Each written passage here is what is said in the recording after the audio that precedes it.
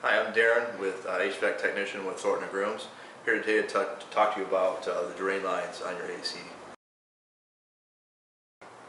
Here at Thornton & Grooms we have what's called an easy trap, giving it clear physical tubing that can see any potential backup on your system. So the best way to clean your drain line is I use a amount of a Dixie cup size amount of vinegar down the drain line, followed by a gallon of hot tap water. Getting any restrictions or blockages, preventing any issues with your drain. I've heard a lot of people have used bleach instead of vinegar. I don't recommend doing that, and the reason being is it dries the components of your, bad for your drain system, septic and so forth, as far as not being biodegradable. Vinegar is.